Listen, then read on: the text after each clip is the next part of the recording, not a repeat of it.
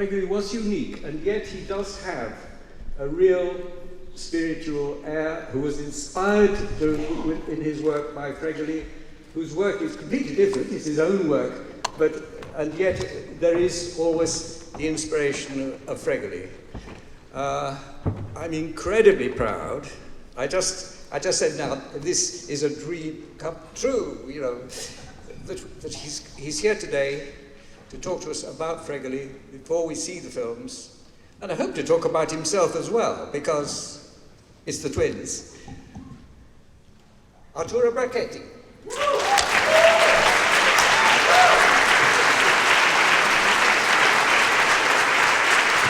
Hello. Good afternoon to everybody. I'm going to speak English because I think the majority here speaks English. No. Allora per i turisti italiani ogni tanto infilerò qualche frase in italiano, vabbè, perché mi conoscete, lo so. Prego. I was invited here by David to talk about Fregoli.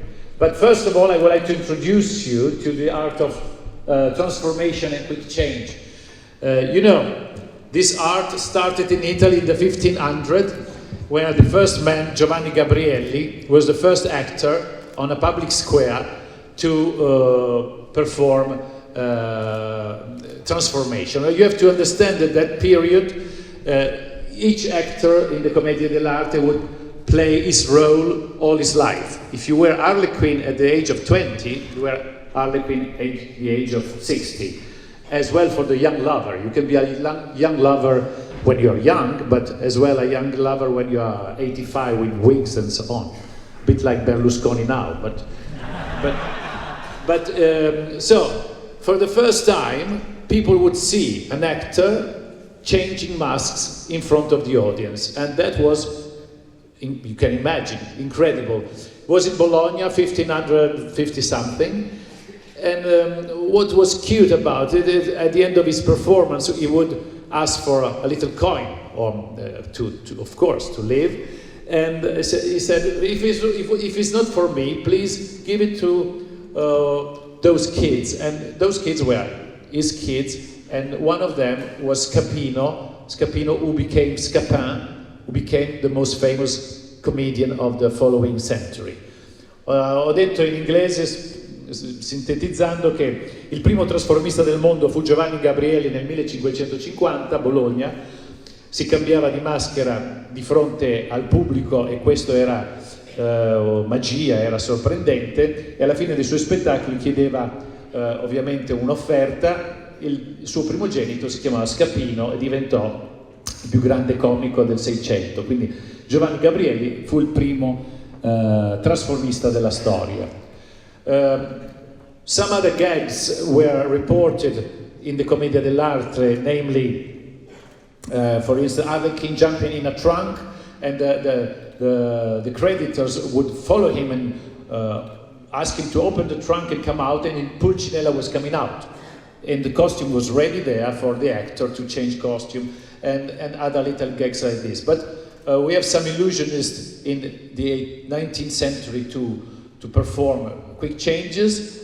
And finally, Fregoli. Fregoli arrived, he was born in 1967, he started work in the 90s, of course 1890s, and he create a repertoire based on transformations. So at the top of his career, he would perform about 60 characters. Actually, in one of my latest show, I performed 85 characters, but of course the times are changed. When I was an adolescent, this book was given to me. I was in a college, in a seminary to become a priest. And yes, thank God for that. I met a priest who was a magician.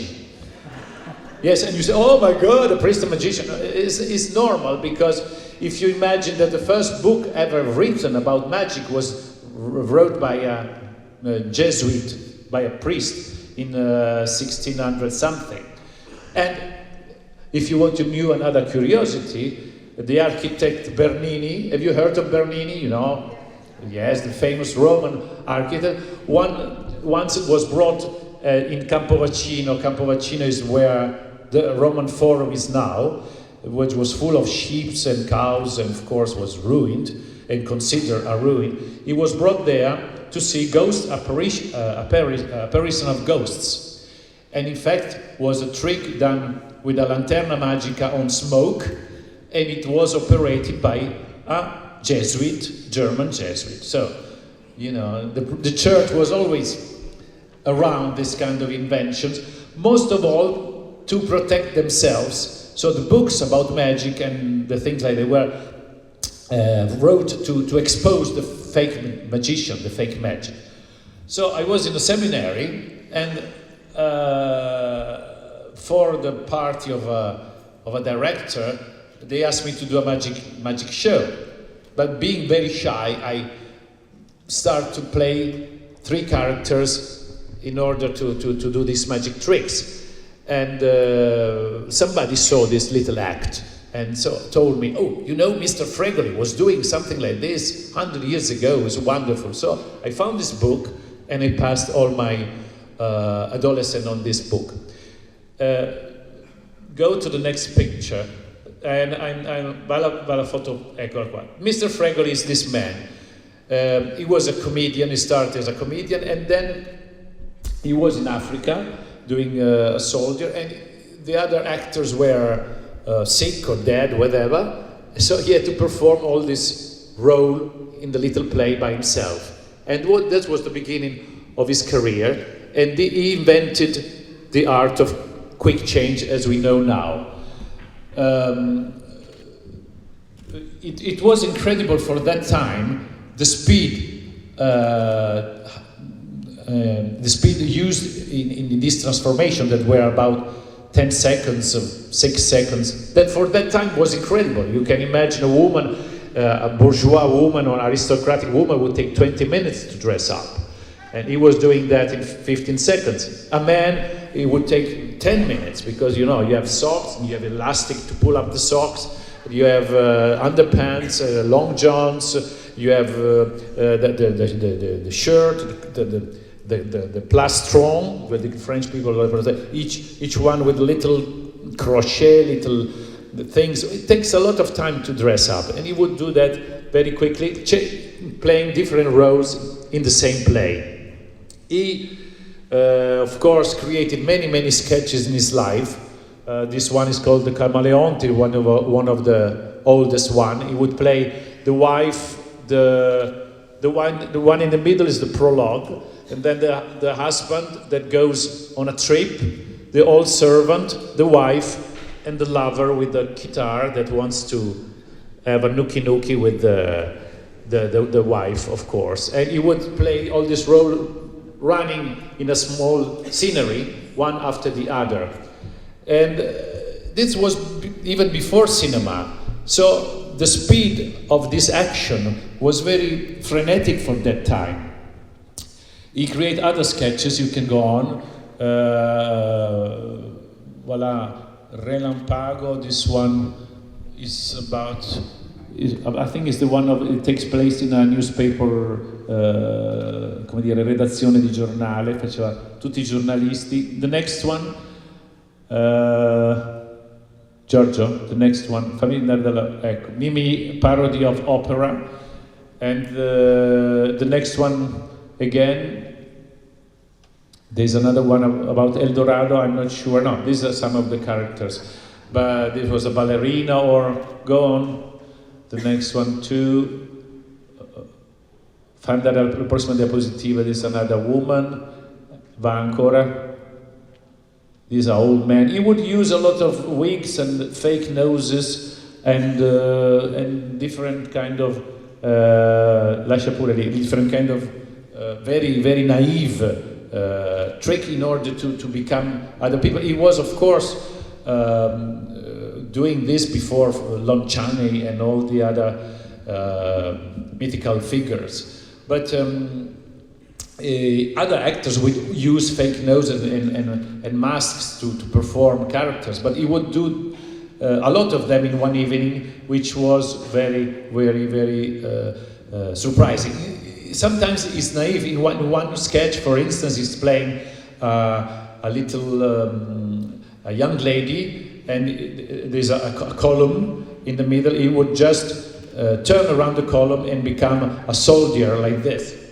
But the soldier, in fact, was a mask in his back, and with a little string he would operate the mouth of the soldier. So he would play a woman here and a man like this, just pulling a little rope. So you understand, it was very naive, the whole thing. But because people were not used to cinema, it was of course like a very surprising and electrifying performance. But most of all, we are here because Fregoli in 1898 was in Lyon, and he knew the Lumière brothers. The Lumière brothers, of course, you know who they were, and he became friend with this Lumière brother. So he went to their factory and he helped them to do some works. He learned how to develop the movies, and at the end he bought from them a little appareil, a little machine to project the movies. When he arrived to Italy with another technician, he would change the little mechanics of this apparel, so he was able to take little movies about his work. And he started to shoot about 20 minutes of material. Most of them we are going to look just after this presentation. Some of the sketches were just the shooting of his theatrical sketch. So he would do like a bit like Méliès. He would take his material that was doing in the theater and propose in a movie. If you see some of this movie, they are cute because he's in a setting very theatrical, and he would go out from the door like this, and in the door you see grass and bushes, because to do this he would create the stage in his garden, in his villa, and use the light of the sun. So he would take the old set, his assistant, the costume in his garden to shoot this recreation of a stage sequence. The importance of Fregoli for Italians is that Fregoli brought cinema into our country. Fregoli, l'importanza è che ha portato il cinema in Italia. The show of Fregoli was in 3 parts. First part was a pochade, you know, he played different characters in one set. The second part was called El Dorado or Café Concert. He would play about 30 roles in the musical style that would give him the excuse to do parodies of Loie Fuller, a famous dancer that was danced with veils, a parody of the famous composers, the parody of magicians, the parody of the ventriloquist, and all these characters that they were stars in the music hall that for that period was like television now. So he would play the parody of what people could see in other theaters. That was the biggest part of the show. And on the third part, he would project the Fregoli graph. Va nella foto seguente. Fregoli, with his machine and his 20 minutes of material, create the Fregoli graph. That was a screen 4 meters by 3, uno schermo 3x4 like our television, the old televisions, and he would project his material from back projection. In that period, in quel periodo, per usare il massimo della luminosità, proiettavano da dietro. He would put the screen very much in front of the audience in this area, and the projector in the back, and he, in his elder time, would stay in the wings and dub himself. Fu il primo a fare il doppiatore di se stesso. Before the sound, before the sound arrived in the cinema, he would, because he was old, just play his same role, just dubbing his voice on the screen. And in 1936, he wrote in his book, "Is no more and no less better than what they are doing our actors now."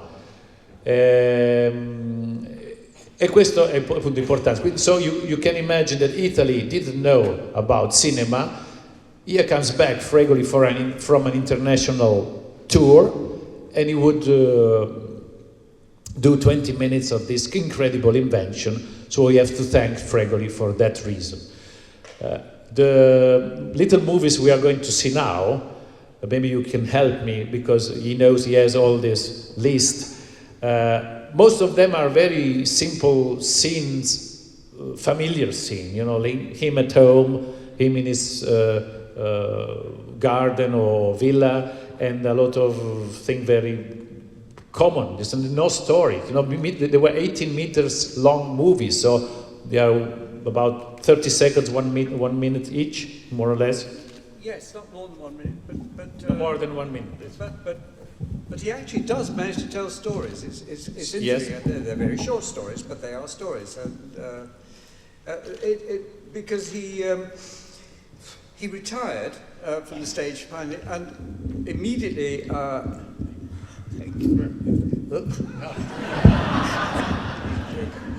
It's okay. Thank you. Yes, he retired and immediately.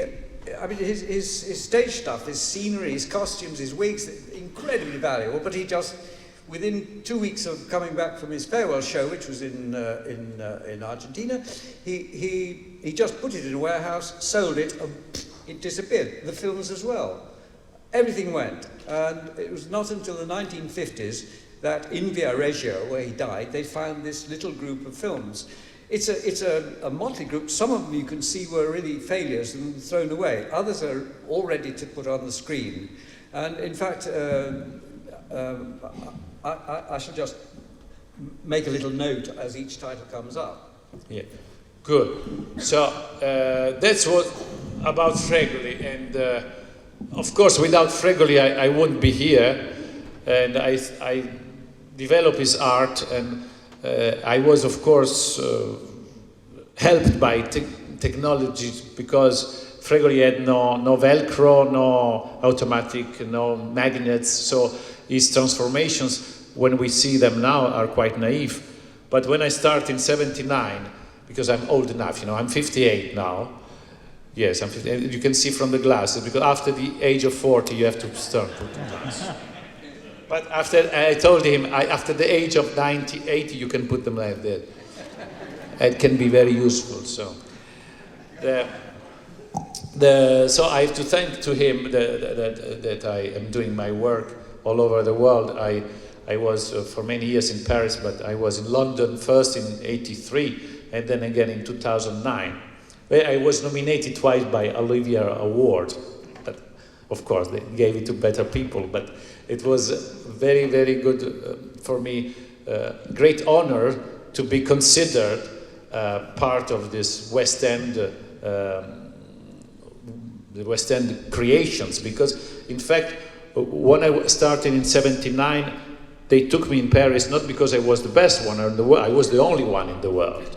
Because when Fregoli died, he had few imitators that continue his work very badly until the 30s, and then the whole thing disappeared. So I start from scratch, because in that famous book there was only pictures and not videos, of course, no explanations of his tricks. In fact, I saw the movies about Fregoli just no more than 15 years ago. So it was very difficult for me to arrive to this kind of material. And today I'm very happy because I will see some things that I know, but most of them I haven't seen it yet. So look forward. And that's it. So it's just another proof that the movie, like from the Méliès, work comes from the work of theatrical people, illusionists, people who were used to create illusions on stage. And of course, saw in this wonderful machine a way to create illusions on a screen, much better done, of course. you want something else? Gli italiani hanno capito tutto? Come no, dai! Beh, ho raccontato praticamente la storia di Fregoli e come Fregoli abbia portato il cinema in Italia, Fregoli che nei suoi 30 anni di lavoro ha creato diversi sketch interpretando fino a 60-65 personaggi in una serata.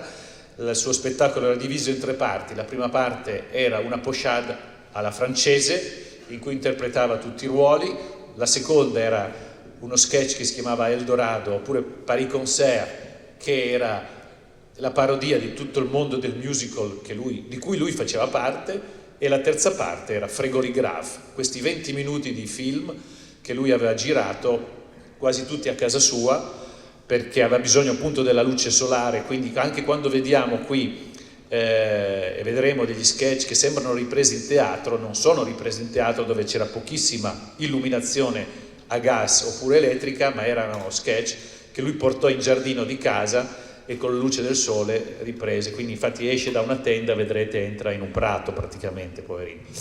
E quindi dico, la terza parte dello spettacolo era questo Fregoli Graph, questo schermo 3x4 che lui metteva in avanscena e addirittura alla fine della sua carriera usava per proiettare i suoi film e dietro lo schermo a doppiarsi, quindi si doppiava con la sua voce, faceva le voci delle parodie, delle canzoni, delle cantanti, dei baritoni e dell'epoca, perché lui pare che cantasse da baritono a soprano con questa lunghissima estensione vocale.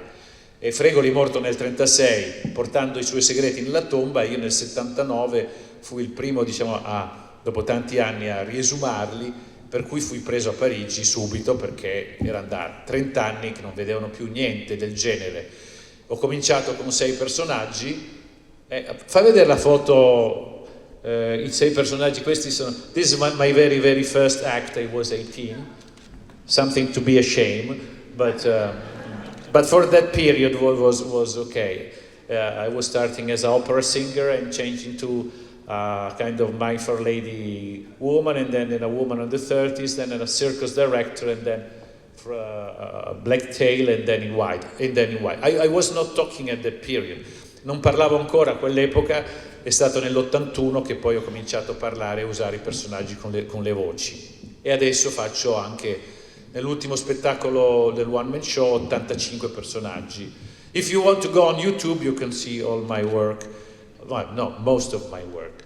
But of course it's better live because it's a theatrical work, and the magic works better when you see in front of your eyes and not in a little screen.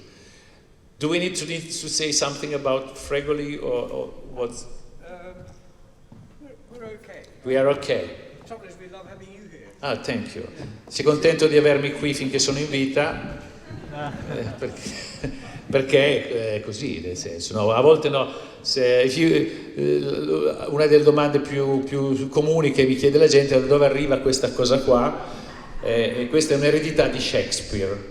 So this thing comes from Shakespeare, is a heritage from. I was doing Puck in Midsummer's Night's Dream, one of the few serious things that I did in my life, and the director asked me to have a crazy look, no? Facevo il Sogno di una notte di mezz'estate e mi hanno chiesto di fare una pettinatura strana, e ho fatto questo che sta su col gel Viagra, non c'è nessun problema, yes, Viagra gels helps, and finally I had my own face, because The Man with 1,000 Faces, I was going on television in Italy and nobody recognized me in the street because I was always with mask and wigs.